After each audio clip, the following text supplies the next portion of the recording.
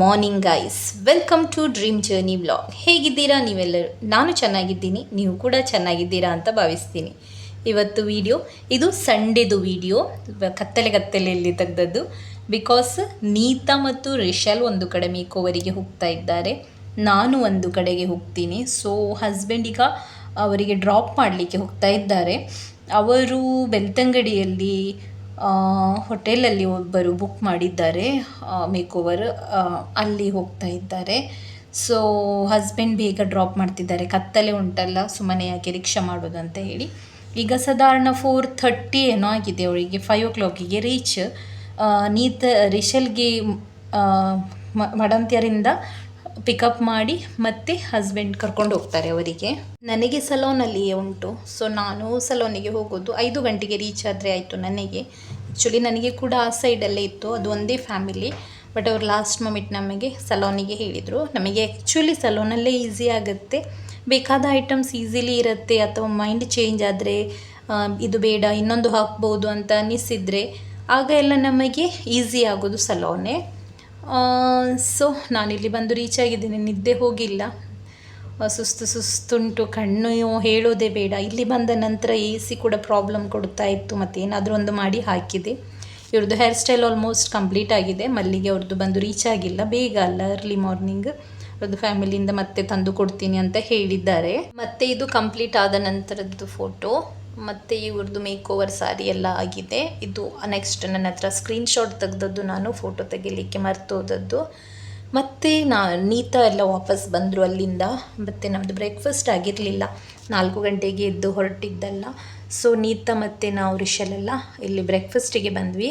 ಇದರ ನಂತರ ನಮಗೆ ಬೇರೆ ಕಡೆ ಉಂಟು, ನನಗೆ ಬೇರೆ ಕಡೆ ಮತ್ತು ನೀತಾ ಮತ್ತು ರಿಷಲ್ಗೆ ಬೇರೆ ಕಡೆ ಹೋಗಲಿಕ್ಕೆ ಉಂಟು. ಸೊ ಇಲ್ಲಿ ಒಂದು ಬೇಗ ಬ್ರೇಕ್ಫಾಸ್ಟ್ ಮಾಡಿ ಹೋಗೋದು, ಟೈಮ್ ಇಲ್ಲ.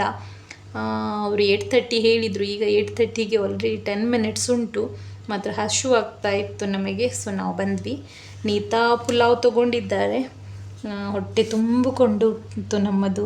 ನಿಮಗೆ ನೋಡಿರ್ಬೋದು ನೀವು ಲಾಸ್ಟ್ ಬ್ಲಾಗ್ ನಮ್ಮದು, ನಾವು 5 star ಚಿಕನ್ ತಿಂದಿದ್ವಿ ಅಲ್ಲ, ಅದೇ ಜೀರ್ಣ ಆಗಿರಲಿಲ್ಲ. ಸೊ ಮತ್ತು ನಾನು ಇಡ್ಲಿ ತೊಗೊಂಡೆ, ಆಯಿಲಿ ಇಲ್ಲದದ್ದು, ಯಾಕಂದರೆ ನಿನ್ನೆ ಫುಲ್ಲು ಆಯಿಲಿ ತಿಂದದ್ದಲ್ಲ. ನಾನು ಸ್ವಲ್ಪ ಹೆಲ್ದಿ ವರ್ಜನಲ್ಲಿ ಜಾಸ್ತಿ.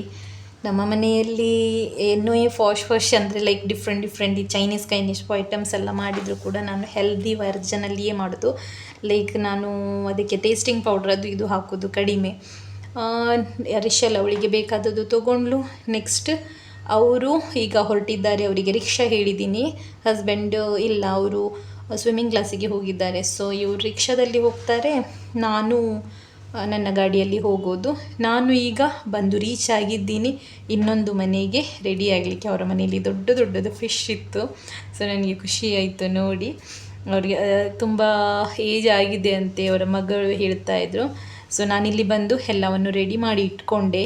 ರೆಡಿ ಮಾಡಿ ಅಲ್ಲಿ ಮತ್ತೆ ಹೊರಟೆ. ನಾನು ಬಂದು ಇಷ್ಟು ಬ್ಯುಸಿ ಇರಲ್ಲಿ ನಾನು ರೆಡಿಯಾಗಿದ್ದೀನಿ. ನನಗೆ ಇವತ್ತು ಮದುವೆ ಇರೋದು, ನನ್ನದು ಸ್ಟಾಫ್ ಇದು ಹೋಗಲಿಕ್ಕೆ.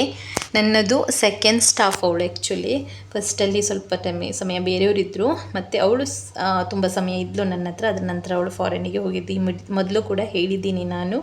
ಮತ್ತು ಗಿಫ್ಟ್ ಎಲ್ಲ ರೆಡಿ ಮಾಡಿ ಇಟ್ಟಿದ್ವಿ. ಆಶ್ವಿಲ್ಗೆ ಸ್ಟಿಕ್ಕರ್ ಹಾಕಲಿಕ್ಕೆ ಹೇಳಿದ್ದೆ. ಆಶ್ವಿಲ್ ನನ್ನ ಗಿಫ್ಟಿಗೆ ಅವಳ ಸ್ಟಿಕ್ಕರ್, ಅವಳ ಗಿಫ್ಟಿಗೆ ನನ್ನ ಸ್ಟಿಕ್ಕರ್ ಇಟ್ಟಿದ್ದಾರೆ. ಸೊ ಮತ್ತು ಅದೊಂದು ಚೇಂಜ್ ಮಾಡಿದ್ದೆ. ಈ ಸೀರೆ ಉಟ್ಟಿದ್ದೀನಿ ನಾನು ಇವತ್ತು. ಸಿಂಗಲ್ ಪಲ್ಲುವೇ ಉಟ್ಕೊಂಡಿದ್ದು, ನನಗೆ ಬೇಡ ಅಂತ ಅನ್ನಿಸ್ತಾ ಇತ್ತು. ಯಾವತ್ತು ನೆರಿಗೆ ತಗೊಂಡು ಹಾಕೋದಲ್ಲ. ಇವಳು ಹಾಫ್ ಸಾರಿ ಹಾಕ್ಕೊಂಡಿದ್ದಾಳೆ.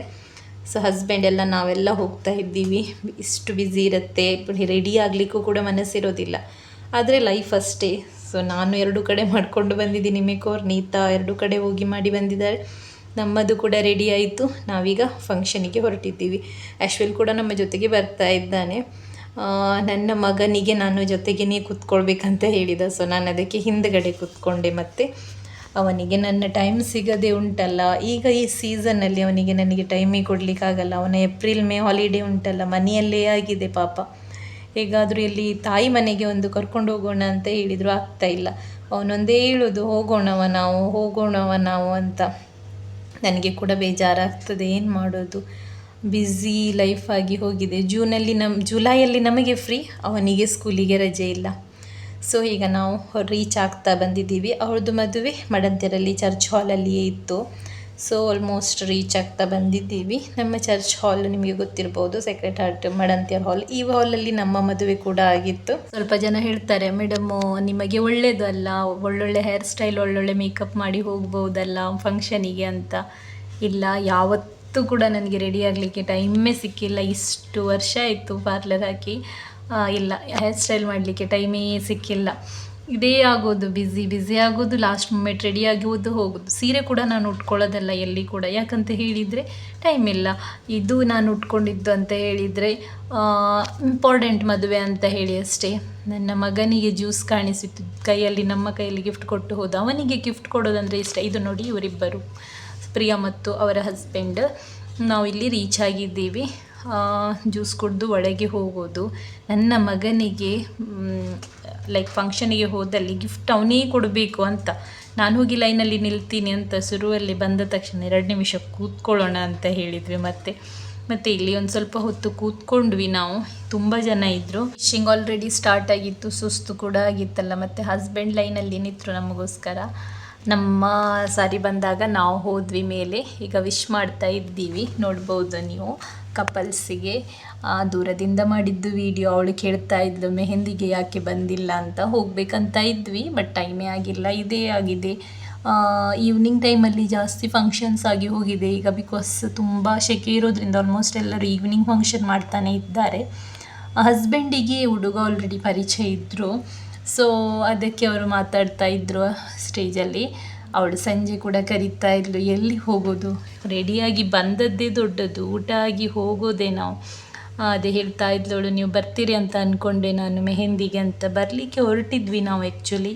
ಈಗ ಡೈಲಿ ನಮಗೆ 9:30, 10 ಆಗೋದು ರಾತ್ರಿ ಮನೆಗೆ ಹೋಗುವಾಗಲೇ.